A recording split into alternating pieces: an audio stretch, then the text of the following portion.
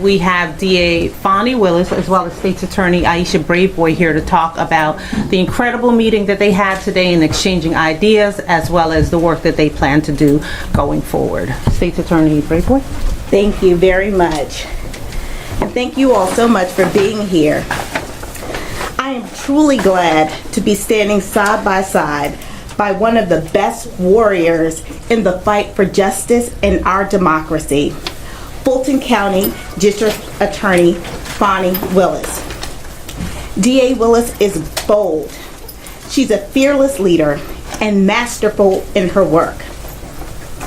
I consider us sisters in the field of law and sisters in pursuing justice for our communities. She's also a fellow Bison. We both have ties to Howard University. Ms. D.A. Willis was an undergrad. I went to law school at Howard University. And we carry that Bison pride with us every day. In Prince George's County, we are aggressively prosecuting perpetrators of crime and holding individuals accountable, especially violent repeat offenders, an issue that we discussed between our offices earlier today. My office has an over 90% felony conviction rate with a 95% homicide conviction rate. These numbers underscore my commitment to my community, and I know that DA Willis has the same commitment to her community. So we shared earlier in the work that our office is doing, and I look forward to traveling to Fulton County to learn about what Ms. Willis's office is doing. But we know that we have shared concerns. Concerns around carjacking, concerns around youth crime, concerns about the proliferation of guns in our communities, and the issues around gang crimes and string offenses. And we are both committed to addressing these issues head on. And so we talked today about those units within my office that handles our most serious crimes and the successes that we have achieved as a result of our commitment to justice. But there's one tool that we don't have here in the state of Maryland that DA Willis has been able to use to hold not only the individuals committing crimes on the streets, but all of those benefiting or orchestrating crimes in their communities.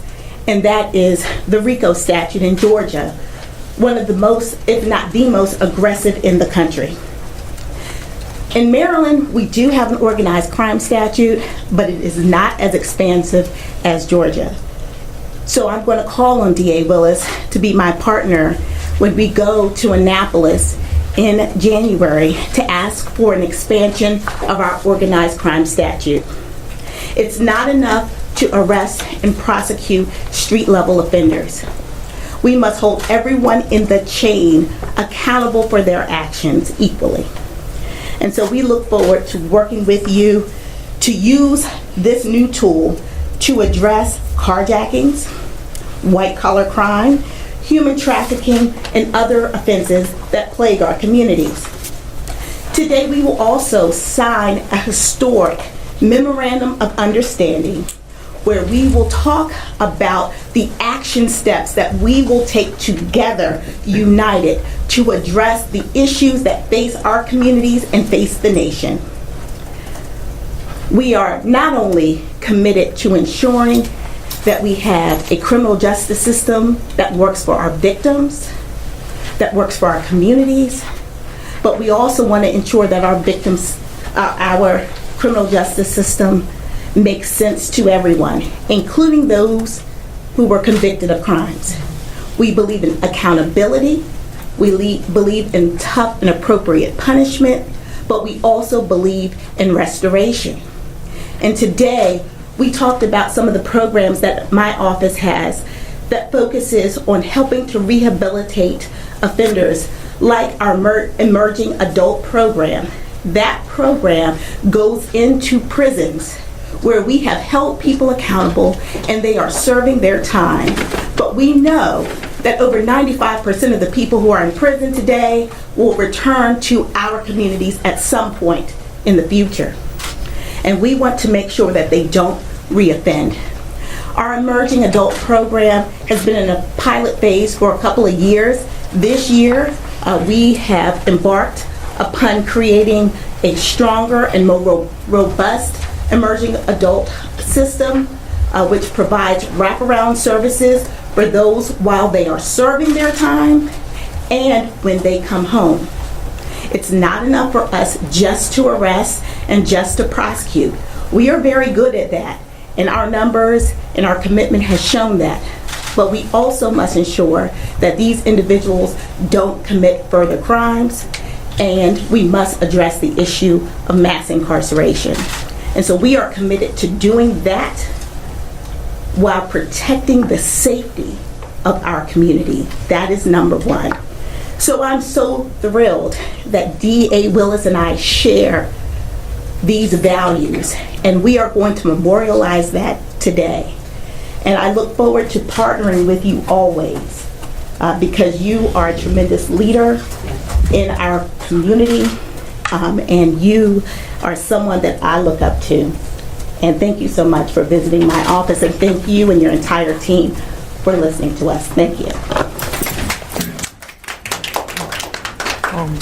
So, good afternoon. I really just want to thank the members of State Attorney Braveboy's office who are here.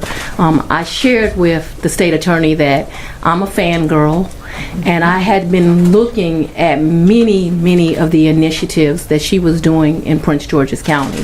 What is so important about our two offices is they are so similar in the fact that our populations are not very different, similar in the fact that we are dealing with urban communities, similar in the fact that we both have the privilege of serving very diverse communities with many different needs.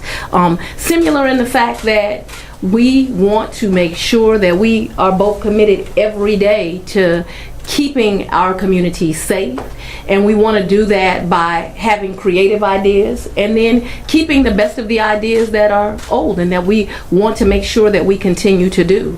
And so both of her are what I call real prosecutors. I, like her, am very happy that I have a team with me, and we also boast of a 93% conviction rate in Fulton County, Georgia, because we are serious about prosecuting crime and violent offenders. But I have said it many times, we cannot prosecute our way out of the problems that our communities face. And you have just come up with some brilliant programs that will be entering Fulton County, Georgia as soon as January of 2024. I brought my staff here so that we could learn firsthand about your reentry program. And that is just a brilliant brainchild of yours, because the reality is this: she is correct. People are going to prison, but they are coming home. They are coming back to our communities, and we need to make sure that when they return with the tools that they need to be successful, so we do not see them again. And so in 2024, we will begin to assist people not after they get out of prison, but 18 months before they hit the door. And so I really am just humbled that you would take the time to teach that to your sister state down in Georgia. But I'm also impressed with your aggressive prosecution in the Strategic Investigation Unit, and that's coming to a DA's office in Georgia real soon too. And so we have already talked about how we can put this in place, but the fact that you are willing to partner with us and give us the very best of your office, both in the leadership that you provided, but just in the ideas and your heart of service. And so I like to be with other people's of heart of service. This is my sister here, y'all looking at. We bison through and through. HU is in the house, and it does produce the best in society. And I am just so happy to be here. I'm elated to be here. This, as she said, is an historic agreement to support each other's offices, to support each other individually as we are in these hard times that sometimes face our law enforcement community, to be here to support each other, but also to make sure that we are making sure that our staffs have the absolute premier training to be successful. And so thank you. I'm humbled that you would make this opportunity for the state of Georgia. Thank you. Thank you very much, DA Willis. So now we are going to transition to signing this historic MOU. Some of the features of the MOU, so I won't bore you with the entire thing, is really our mutual support for each other's independence and freedom from interference as we pursue our jobs as top law enforcement officers. That is very important, that we do our job independent of others' political interest. We will talk about, or we will continue to work on developing long-term ideas to address the issue of mass incarceration. That's very important. Again, we believe in accountability, but we also want to ensure that our justice system is fair and that it is compassionate. We also want to work not only in our local jurisdictions, but nationally, to really teach America about what it takes to end recidivism. Prosecution is part of that, accountability, punishment is part of that, but also opportunities for restoration must be real, even for those who have committed offenses. We will jointly advocate for more local and federal resources for victims of crime. Our victims of crime are counting on us to be their voice at all levels, including ensuring that even after the prosecution of the case, that we can still assist them in moving forward with their recovery. We are going to take on big issues like truancy. Truancy is a leading cause in my community, and I believe DA Willis can say the same, in juvenile crime. Young people, in many cases, did not return back to school after COVID. The issue of truancy was exacerbated by that pandemic, and we are seeing the effects of that in our prosecutions of young offenders. They're becoming more violent, and it's becoming more frequent. And oftentimes, when we ask for school records, what we find is that they haven't been there, or they haven't been there consistently. We have to pull back that layer from our school systems, not to blame anyone, but to come together as a community and say this is a real crisis. These young people literally are our future, and we have to care about them, and we have to figure out what is preventing them from showing up in school. We're also going to, again, talk about issues around how we prosecute domestic violence cases, because domestic violence is an issue everywhere. It crosses socioeconomic lines, race, profession, sexual orientation. We are committed. And so we look forward to working, again, DA Willis, with your office. This is a historic moment. Our office is coming together to say that united, we are stronger. We know together we can make a difference, not only in our jurisdictions, but also in this country. So thank you all, and if you want to go ahead.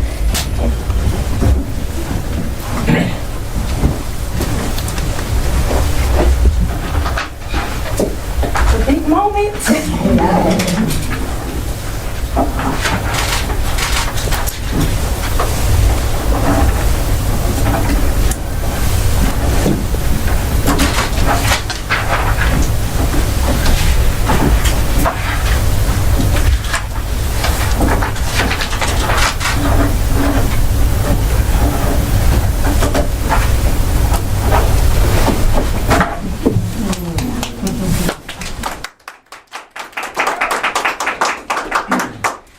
Thank you both very much. As they both said, it has been a very historic moment, and that wraps things up for the signing of the MOU. Thank you. Q&A, please. No questions. DA Willis, question? I'm sorry, there will not be any questions for purposes of this presser today.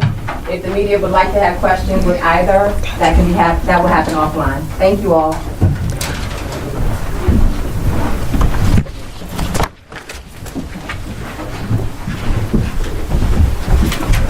All right.